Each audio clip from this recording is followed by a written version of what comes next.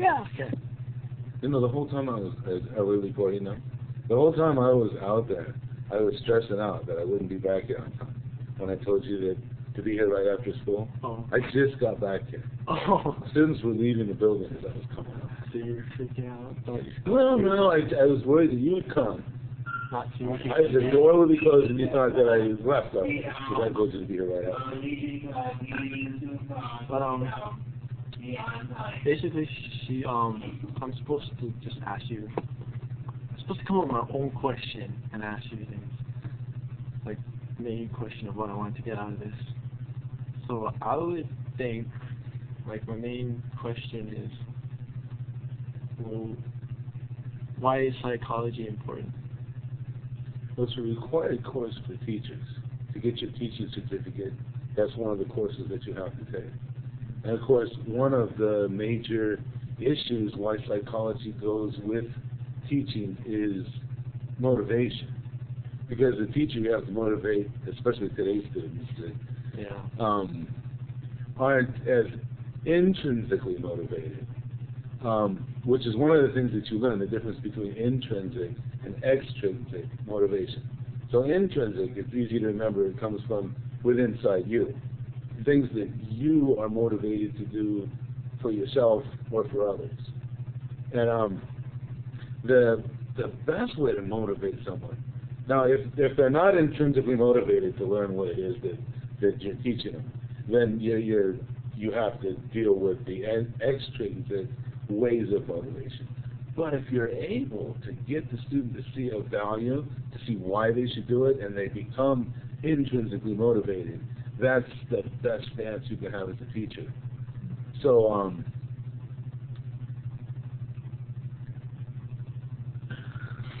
sorry, I just lost my train of thought. But that was one of the main things that had to do with teaching. Of course, there was a lot of other things about psychology that was very interesting, and also deals with the teacher-student relationship. Like, let's see, self-preservation mechanisms. Why we do things, and we don't know why we do it that way. Like, a common one is procrastination. Let's say that you've got this big assignment, like this interview that you have to do, right? And you've got a month to do it, right? But so many of us wait until the very last minute. And what the first thing that comes to your mind why you would wait so long would be what? Laziness? Yeah. Yeah. Actually, what it is, it's a self-preservation. Because let's say that you had a month and you poured your heart into it. You worked as hard as you could on this. And you did everything. You spent all your time doing it. You spent money getting it done. You went all over the place. And then you turned in this project that your heart and soul, blood, sweat, and tears was in. And then you failed. It would be devastating. So, now, many of us have had something like that happen to us in the past. And now what we do to safeguard ourselves from our own ego is that we wait till the last minute. Like, let's say it's due Monday morning, right? And now it's Sunday night at 9 o'clock and we start our project. Now, if we fail, well, we would expect to fail, you know? I just put a couple hours into it right before it was done. Yeah. But now if we pass, we're real happy with ourselves. Look, I hardly did any work at all and I passed this thing. I'm really good. Yeah. So psychology, I found, was not only interesting, it gave a lot of insights to why people do the things they do and why we act the way we do, rather than just thinking it's just personality flaw or laziness. There's actually real reasons why people do the things they do. So you'd say psychology is very useful in teaching? Oh yes, yeah.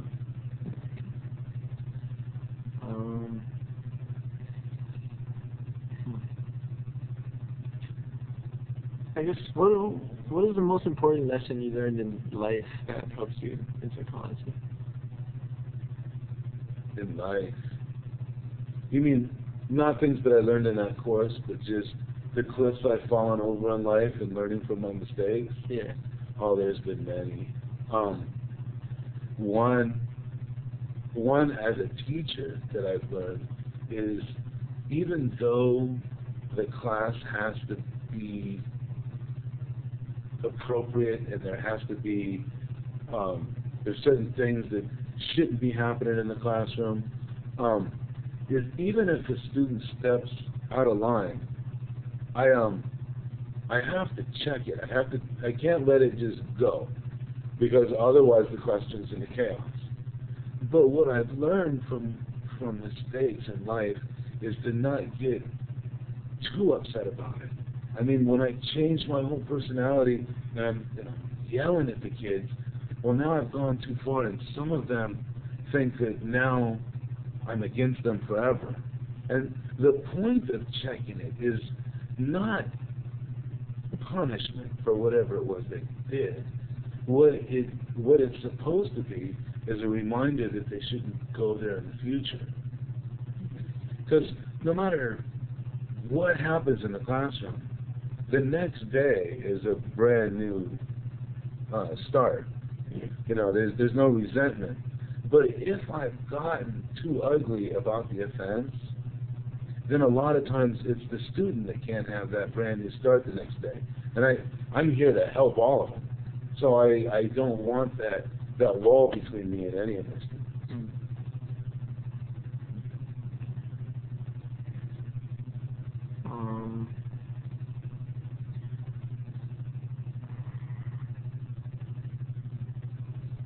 Do you think, well, in psychology,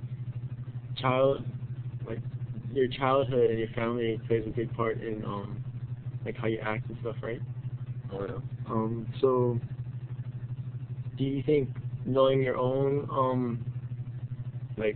looking back at your own childhood and your own family and see not exactly what went wrong, but what has happened, you think that helps you help other people? Oh, definitely.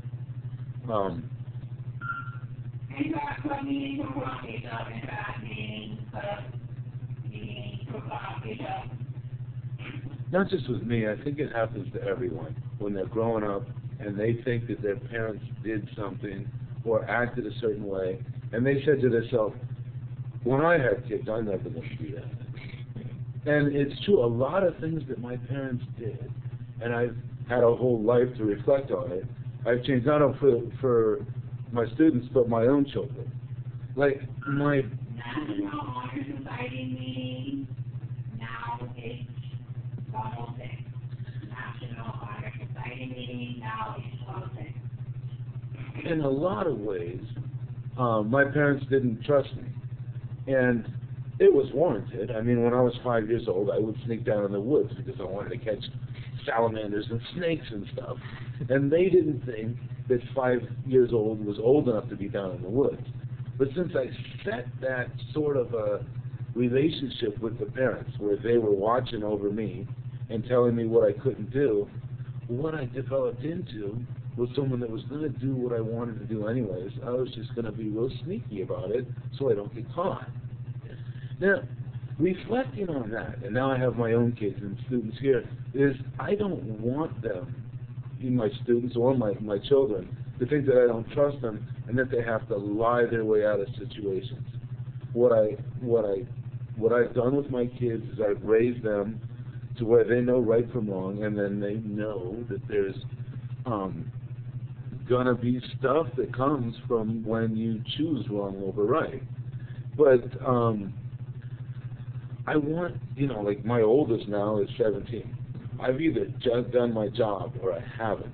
So I'm not real restrictive and real confining. At this point, he has to believe that he has the abilities to make good decisions and then make them. I don't have the amount of control over my students as I do over my own kids, but the philosophy is basically the same, to where reminders for when they've made bad choices in class and encouragement for when they make good ones, and to give them the freedom that it's not mistrust. If they ask me if they can use the restroom, I'm trusting that they're going to go out and use the bathroom, that they're not going to go bother other classes, or they're not going to go out to use their cell phone and do other things during that time. And